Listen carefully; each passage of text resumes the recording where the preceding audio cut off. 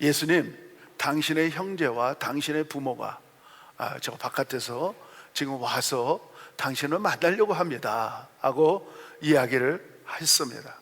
그럴 때 우리 예수님께서 뭐라고 말씀했느냐, 하나님의 뜻대로 하는 자라야 나의 형제고 나의 부모고 나의 자매다, 이렇게 말하고 있어요. 성경에서 말하는 형제의 사랑은 뭐냐면 믿음의 공동체라는 거예요. 믿음의 공동체, 하나님의 뜻대로 사는 믿음의 공동체. 다른 복음에서는 또 어떻게 말씀하고 있느냐, 하나님의 뜻이 무엇입니까? 물어보니까 요한복음 6장에 이렇게 말하고 있어요. 그러니까 하나님의 뜻이 뭐냐면 하나님이 보내신 곧 예수 그리스도 구세주를 믿는 사람들을 하나님의 뜻대로 사는 사람이라는 거예요. 그러니까 우리가 성경을 통하여 성경을 풀어가면 하나님의 뜻은 다른 게 아니고 하나님 예수 그리스도를 믿는 공동체가 하나님의 형제라는 거예요. 그래서 형제의 사랑은 어떤 사랑을 해야 되느냐, 믿음의 공동체 안에서 해야 돼요.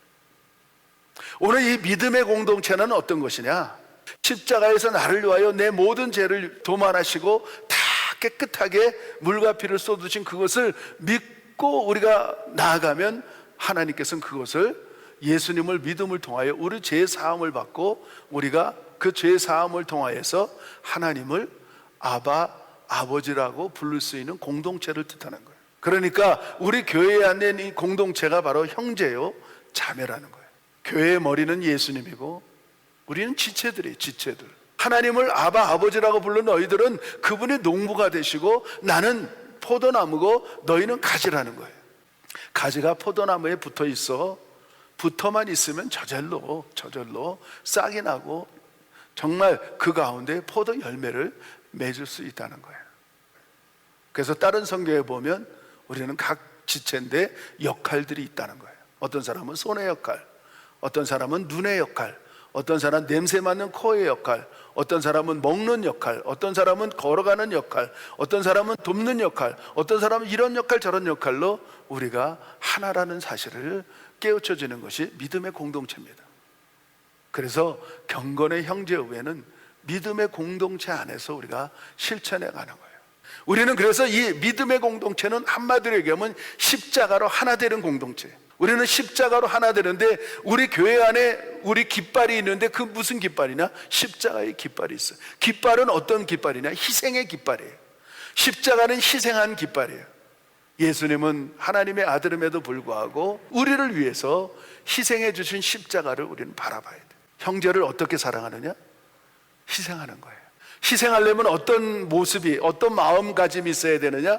관점이 바뀌어야 돼요. 내가 배웠던 지식의 관점이 바꿔져서 우리 성경적 관점으로 바꿔지는 거예요. 희생을 하려면 하나님이 무엇으로 말하느냐, 그것이 가장 중요한 거예요. 관점이 어느 정도 많으냐면 360가지의 관점이 있는데 많은 사람들이 자기 관점을 가지고 이야기를 합니다.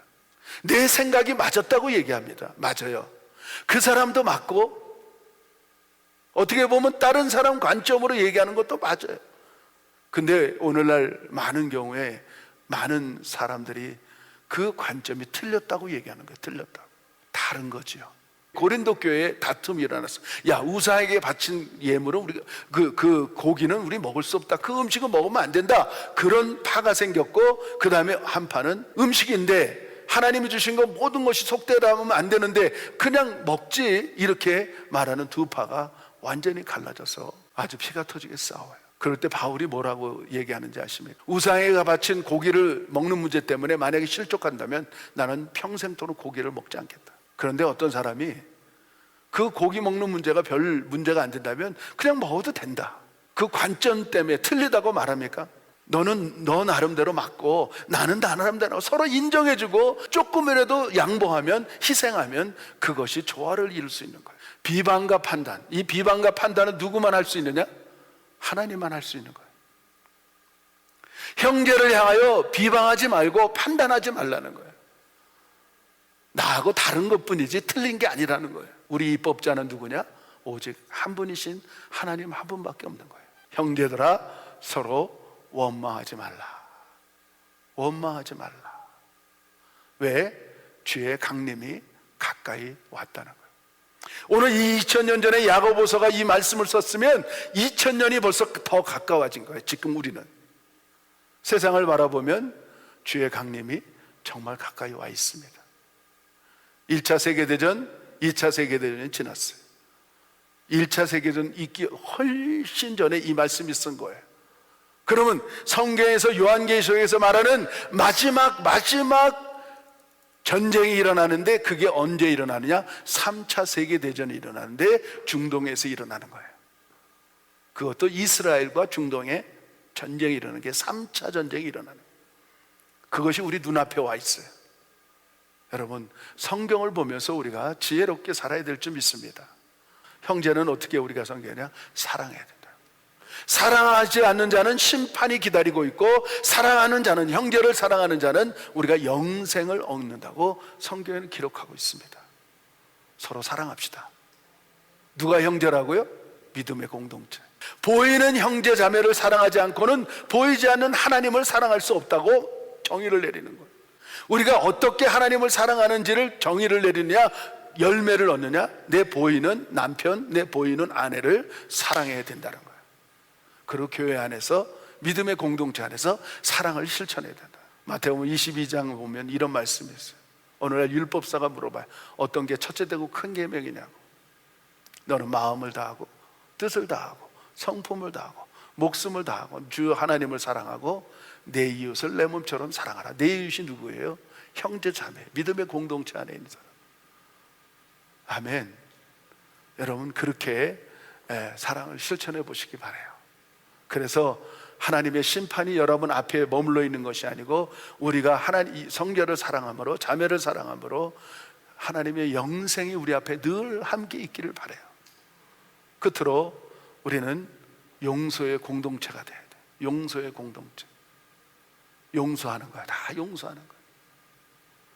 이 땅에 용서 못할 것이 아무것도 없습니다.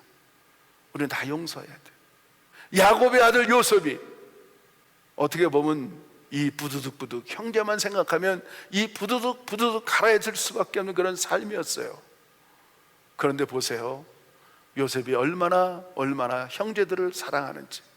여러분보다 먼저 나를 애굽으로 보낸 것뿐입니다. 당신이 보낸 게 아니고, 당신이 바른 게 아니고, 하나님이 이렇게 하셨다는 거예요. 하나님은 미움이 있고 다툼이 있고 원망이 있고 불평이 있는 사람 절대로 지도자로 쓸 수가 없습니다. 그를 축복할 수가 없습니다. 여러분, 용서하시기 바라요. 여러분, 스테반 집사님 기억하십니까? 스테반 집사님? 집사인데 어디서 그걸 배웠겠어요? 예수님이 그 십자가에서 그냥 막 처참하게 그냥 실오라기 거치지 않고 온몸에 가죽이 막 뜯어지고 벗겨지고 그냥 가시면류 안을 쓰고 온몸에 피투성이가 된 그 몸을 가지고도 그 사람들을 그냥 멸시천대하고 그를 십자가에서 죽이라고 외쳤던 군중들을 향하여서 하나님, 저들이 하는 죄를 저들이 모릅니다. 저들을 용서해달라고 십자가에서 그 기도하는 그 모습을 봤던 스테반 집사도 똑같이 자기를 향하여 돌을 던져서 죽이려고 하는 그 군중들을 향하여 하나님을 향하여 기도합니다. 하나님, 저들이 하는 죄를 저들이 알 수가 없습니다. 저들을 용서해 주세요. 천군 천사가 그를 마지막 순교의 자리에서 천국으로 옮겨준 줄 믿습니다. 용서하는 자가 천국에 갑니다. 아멘. 여러분, 천국 가야 됩니다. 우리가 원망, 불편, 판단, 비방 그런 것도 다 내어버리고, 여러분의 관점이 옳다고만 얘기하지 말고 다른 사람도 옳다고 얘기해주고 인정해줘야 됩니다. 어떻게 나를 따라오라고 얘기합니까? 서로가 희생해야지. 중간점을 조금 희생하면, 끝에서 10이라면 5 희생하고 나도 5 희생하면 공평한 거예요. 공평한 거. 그러면 하나님이 그 중간에 딱 만나게 해서 여러분들 아름다운 가정과 아름다운 교회와 아름다운 공동체를 우리들에게 형성해 줄 줄 믿습니다. 여러분, 5개씩 희생하시고 그 다음에 무조건 용서해 주시기를 예수 이름으로 축복합니다. 축복합니다.